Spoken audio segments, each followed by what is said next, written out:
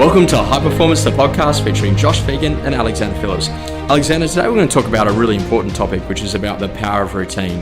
And I think that, when you get to meet new agents that are just coming in, one of the biggest challenges is about establishing a routine, like what time they get up in the morning, when they turn up. How important is routine to an agent being successful in the fees they write? Josh, I was actually just thinking about this morning. I think what routine does is keep you fresh, keeps you balanced, and also keeps you very structured and alert. And I think routine is something that needs to be done. From the minute you step into the real estate game, or the minute you wake up in the morning. I know my day sort of inside out from when I get up at 5:15 to when I get home at night to what time I actually go to bed. But obviously there needs to be some flexibility around that. But it is something that we do day in, day out. Alex, one of the things that you notice when you're working with really successful people is that they tend to actually really focus their decision time around the things that are critically important. And one of the big things that you were talking about early on is about the importance of making sure that you understand exactly how you're working as an agent. And I think that, for a lot of people, they spend a lot of time making decisions on things that aren't really important. And I think that in the very early days, you said to me something really simple, said, hey, Josh, dress relatively the same every day. And that way you won't really even have to think about it.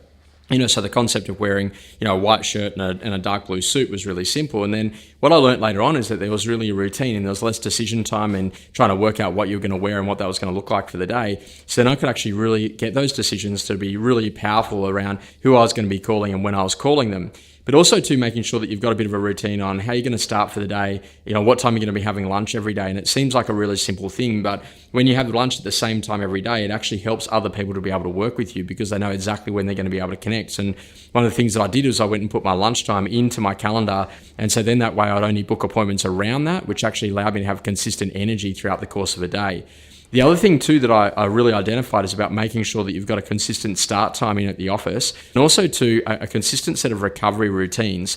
And this is what people don't necessarily think about is that energy needs to be renewed. So one of the things that I like to do on a Saturday, for example, is to go and get a massage or maybe even go to a sauna for 30 minutes or so, just to make sure that I allow my body to really slow down and to recover after a really big week on the road.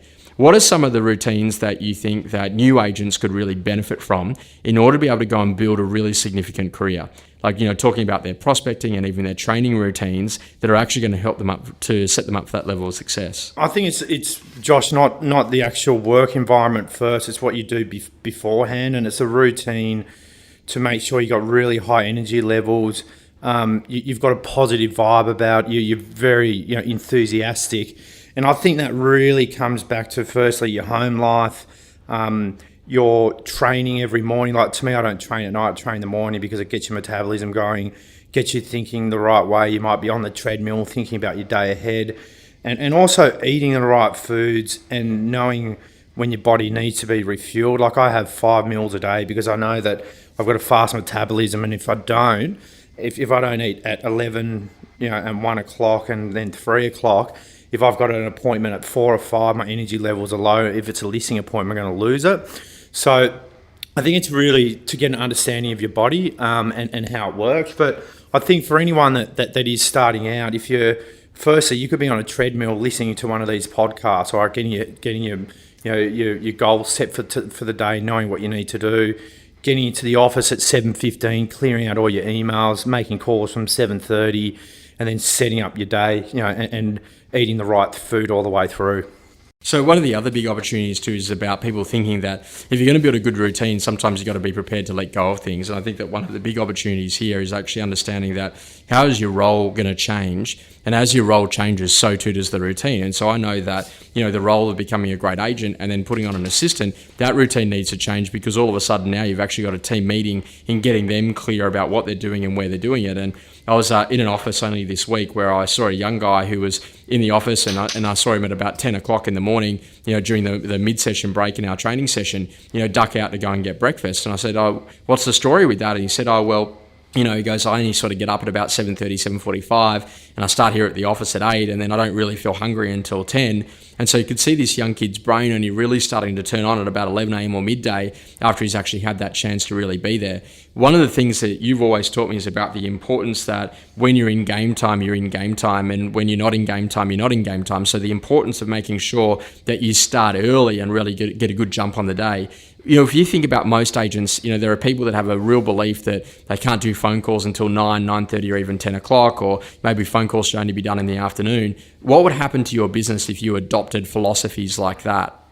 Josh, I've even had high-performing agents come and see me in the last 2 weeks that are writing $3 or $4 million that don't even know that you can actually make calls at 7:30 or don't understand it, and it's sort of probably changed their mentality around. I think it's just a mental thing that, oh no, you can't do that because you've been told that. I think these days with technology, how fast people work, that all goes out the door. So I think it's about working smarter and always being on. Like, you've got to be 100% throughout the whole day, and that's probably what gives us the biggest advantage, that there is zero downtime with us. Like our lunch is eaten at our desk. If not, if I have to go out and get lunch, I've called ahead. It's ready when I get there. It takes me 5 minutes to eat it. I'm out of there. I'm making calls there and back. There's just zero, time for, leakage basically, and to make sure that you haven't missed any opportunities. And sometimes I think that people just don't think about it. We had a client over in South Australia where he was saying to me that he was really finding it hard to get into the office before 9 o'clock in the morning. I said, so, what time do you get up? And he said, I get up at 6, I go for a walk, I do my exercise, and then, it takes me another 2 hours before I can actually get to the office. I said, well, what do you do during that time frame? He goes, well, I'm in a position where I've got to have breakfast, and then I've got to wait for everyone else in the house to have a shower because there's only one bathroom in the house. And, by the time the kids are ready and off to work, then I'm in a position that then I can go and have a shower and then I can go to work. I said to him, well, how old are the kids? And he said, well, they're in excess of 20. I said, well, mate, why don't you just get up at 5:40, go and do your walk then, get back by 6:40, have a shower then go and have breakfast at 7, and you can be back in the office at 20 past 7. And he came back to me and he said, that was a really fundamental thing. He goes, over the time of being a dad, I've just always thought that that's what needed to happen, since my kids have been growing up, and I've never ever thought to go and challenge the routine.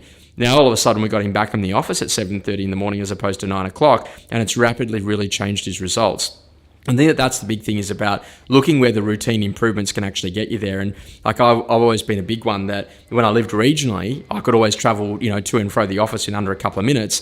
As soon as I moved to Sydney, I realized that if I went at the wrong time of the day, that could really cost me an hour or 2 hours in traffic. So really, sometimes it's about understanding that the most important thing to do is about setting up a routine for success and really identifying where are the opportunity gaps right now on the inside of your business that if you get those right will make a massive difference for what it is that you're doing as an individual agent.